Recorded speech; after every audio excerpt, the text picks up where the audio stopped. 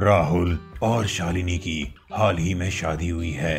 वो दोनों हनीमून मनाने के लिए किसी सुंदर हिल स्टेशन न जाकर जंगल सफारी का मजा लेना चाहते हैं, क्योंकि शालिनी और राहुल दोनों एडवेंचरस जगह घूमने के बचपन से ही शौकीन हैं। कितना मजा आएगा ना जंगल सफारी करने में। मुझे तो इस एडवेंचर एक्टिविटी को किए 5 साल हो गए हैं। मुझे भी लमसम इतने ही साल हुए।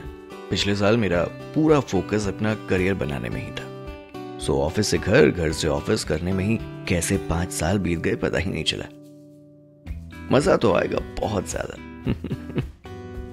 राहुल के पिता उसे मध्य प्रदेश के घने जंगलों के बीच अपने उस होटल में जाने को कहते हैं, जो कि वर्षों से बंद पड़ा है। ये सुन राहुल के होश उड़ जाते हैं। क्या पापा उस होटल में कहीं और जाते हैं ना? क्या हुआ राहुल? उस होटल में क्या प्रॉब्लम है? जब अपना होटल है तो हम गैरो के गेस्ट हाउस में क्यों रुके? राहुल के चेहरे का रंग उड़ जाता है। घबराहट के कारण उसका शरीर कांपने लगता है। चेहरा पसीने से भीग जाता है। शालिनी समझ नहीं पा रही थी कि राहुल आखिर उस होटल में जाने से क्यों मना कर रहा है। इसीलिए वो राहुल से उस होटल में जाने की जिद करने लगी, जिसके आगे राहुल की एक ना चली।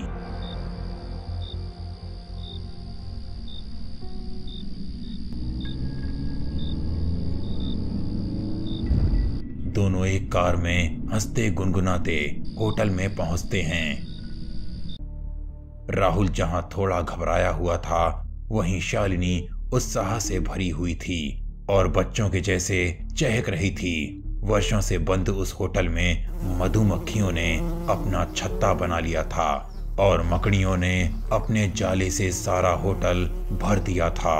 जगह जगह चूहे मरे पड़े थे। ये देख शालिनी मुंह बंद किए हुए बोली, ओह गॉड, कितनी गंदगी है यहाँ। पहले हमें स्वच्छता अभियान चलाना होगा, तभी ये होटल रहने लायक बन पाएगा। राहुल और शालिनी होटल के सफाई अभियान में जुट जाते हैं। इस स्वच्छता अभियान के बीच उन दोनों को अनेकों डरावने अनुभव होते हैं। कभी किसी लड़की के चीखने की आवाज आती है तो कभी किसी जानवर की खौफनाक गुर्राहट। शालिनी इन खौफनाक आवाजों से बहुत घबरा जाती है और मुंह धोने बाथरूम जाती है, जहां शावर फुब्बारे में से पानी की जगह खटमल निकलने लगते हैं। शालिनी जोर से चीखती है, बचाओ राहुल। शालिनी की चीख सुनने के बावजूद राहुल बिल्कुल शांत रहता है, मानो उसे इस सत्य का पता हो।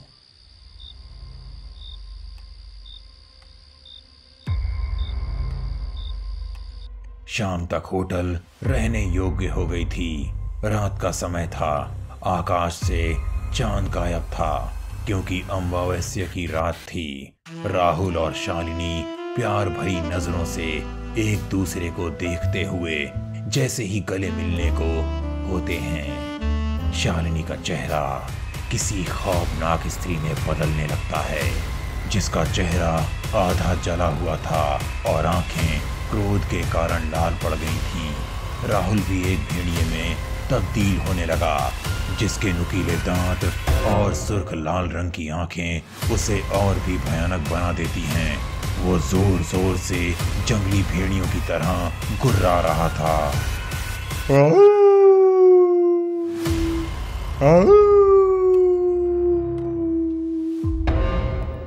राहुल और शालिनी दोनों एक दूसरे को कसकर पकड़ लेते हैं और फिर शैतानों की तरह एक दूसरे को काटते हुए लाहुलौन कर देते हैं। उनकी भयानक चीखों से सारा होटल गूंज उठता है।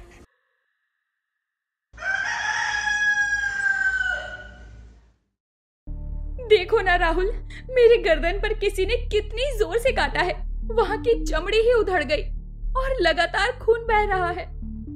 लगता है किसी चूहे ने रात में काटा होगा। देखो मेरे हाथ को भी साले ने नहीं छोड़ा। आज मैं चूहे मारने की दवा रूम में छोड़ दूंगा। ना रहेगा बांस, ना बजेगी बांसुरी।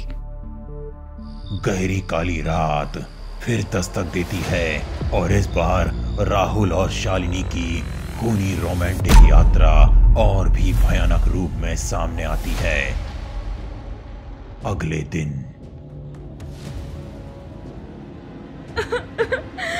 मेरे हाथ कैसे कट गए? राहुल, क्या हो रहा है हमारे साथ? अब मैं इस होटल में एक पल भी नहीं रह सकती। सामान पैक करो, हम अभी घर चलेंगे। राहुल अपने कटे हुए पैरों को आंखों में आंसू भरे हुए देखने लगा और शालिनी से डरते हुए बोला, लगता है जरूर रोज रात को हमारे ऊपर बुरी आत्माओं का साया मंडराता है। हो ना हो ये सब उसी बुरी आत्मा का काम होगा। चलो हम किसी तांत्रिक से पूछते हैं। शालिनी झुंझलाते हुए गुस्से में बोली, नहीं, मुझे किसी तांत्रिक वांत्रिक के पास नहीं जाना। तुरंत घर चलो, मेरा यहाँ दम घुट रहा है। समझने की कोशिश करो शालिनी, हमारे पास कोई और चारा नहीं है। अगर इस बुरी आत्मा को हमने खुद से दूर नहीं किया तो ये हम दोनों की जान ले लेगी।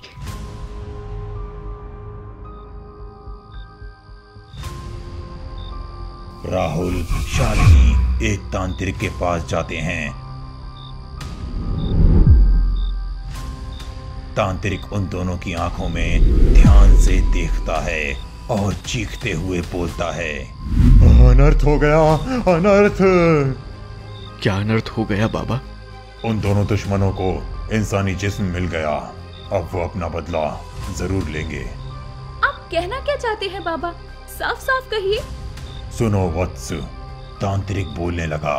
राहुल और शालिनी ध्यान से उसकी बातें सुनने लगे। रोज रात को तुम दोनों के शरीर पर भेड़िए और वैश्या की प्यासी आत्माएं अपना कब्जा कर लेती हैं। वो दोनों प्यासी आत्माएं तब तक शांत नहीं होंगी जब तक भेड़िया उस वैश्या की और वैश्या उस भेड़िए की जान नहीं ले लेती। लेकिन वो वैश्या और भेड़िया हमारे शरीर पर ही क्यों कब्जा करते हैं बाबा? शालिनी तांत्रिक से पूछती है। तांत्रिक कहता है कि क्योंकि तुम दोनों ने ही उन दोनों को बदला लेने से पहले ही उनके शरीर से मुक्त कर दिया था, अर्थात मार दिया था। तभी पीछे से एक कुल्हाड़ी घूमते हुए आती है और तांत्रिक का सर धड़ से अलग कर देती है। तांत्रिक का सर उसके आगे चल रहे अग्नि कुंड में जाकर गिर जाता है और धू धू कर जलने लगता है। शालिनी और राहुल ये खौफनाक दृश्य देखकर अत्यंत डर जाते हैं और चीखते चिल्लाते हुए अपने होटल में वापस आ जाते हैं। उन दोनों को अचानक से अपने अतीत की वो घटनाएं एक एक कर याद आने लगती हैं जो उनकी शादी के 5 साल पहले घटी थीं। क्या थी वो अतीत की घटनाएं? राहुल क्यों इस होटल में नहीं आना चाहता था? क्या है वैश्या और भेड़िए का प्यासी आत्माओं का राज? ये जानने के लिए पार्ट 2 देखना ना भूलें। मिलते हैं अगले एपिसोड में, तब तक के लिए शुभ रात्रि।